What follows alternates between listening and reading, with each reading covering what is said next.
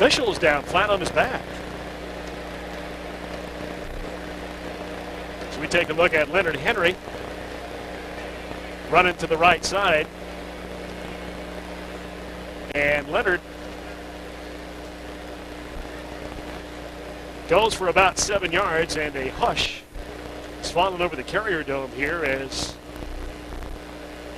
there is an official down on the field on his back, and Cliff, there's some real concern here. Yeah, I don't think he was hit where he was. I think he just went down. It's reminiscent of an ACC official who went down in a ball game a couple of years ago. Obviously, there's concern on the field. Our score is 37-30. Syracuse leading East Carolina with 7:58 to go in the game, and the official is down. In fact, look at all the East Carolina players are bunching up on the far sideline. Maybe we can get a shot of that. East Carolina players kneeling down in prayer. As you can see, ambulance is now being backed onto the field.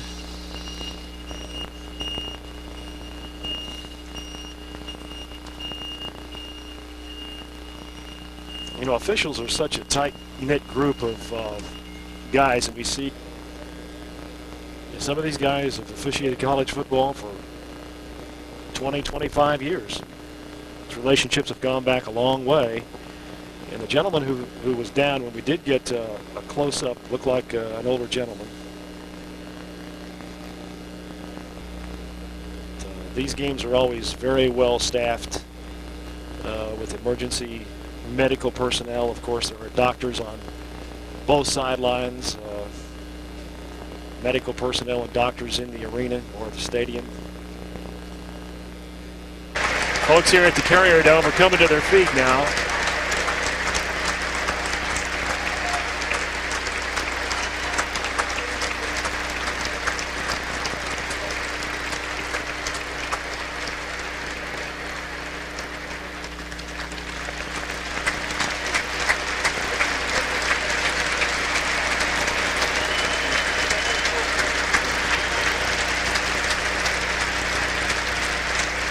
Well, everybody in this building, their thoughts and prayers go out to that fallen official who's being loaded into the ambulance. And again, we were passed a note that the University Hospital here at Syracuse University is within 5 blocks of the Carrier Dome.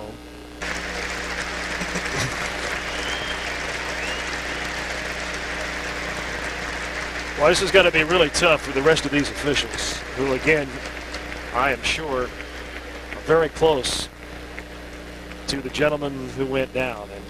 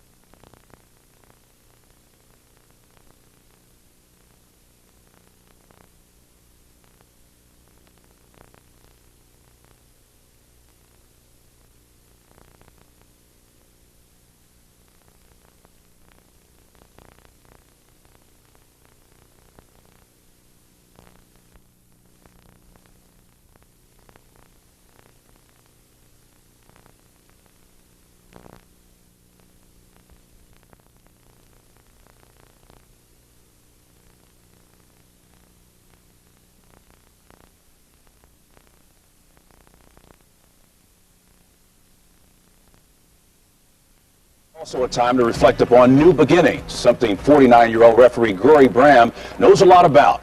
When he suited up to work the East Carolina-Syracuse game earlier this season, he never could have imagined he would receive a new lease on life. It was a very close game, and we were getting ready for the next play. I went through my duties like I normally do. I just happened to turn it on about the second quarter, and I said, it's my dad's game, I might as well start taping it. I don't know what drew me in to watch the game, but it was definitely something, you know. It was almost like somebody was telling me to watch that game that day. The pitch goes to Henry, trying to turn the corner, 25 at the 30-yard line and run out of bounds at that point. We got an official down, guys. We have one of the officials down flat on his face. We knew it was him. When they rolled him over, we saw his face, and it was just, you know, like, oh my God, it's Daddy's down. I think that guy is in trouble. He's not moving at all. The last thing I remember is seeing light and basically just fainting. You know, everybody listening right now ought to say a prayer for this gentleman. I found out when I got home. There were a lot of cars outside and a lot of people, and Jen came out and was screaming, you know, Dad had a heart attack. Gerry Bram died on September 29th. As everyone in the Carrier Dome sat in stunned silence, a quick-thinking Syracuse trainer brought out a portable defibrillator and shocked him back to life. Bram's heart had stopped beating for 55 seconds. First thing I saw was my son, my daughter, and my wife.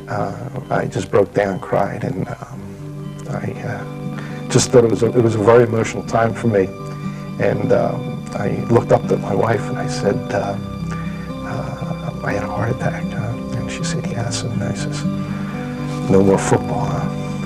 And that was very tough for me. How many people can say they've watched their own death on videotape?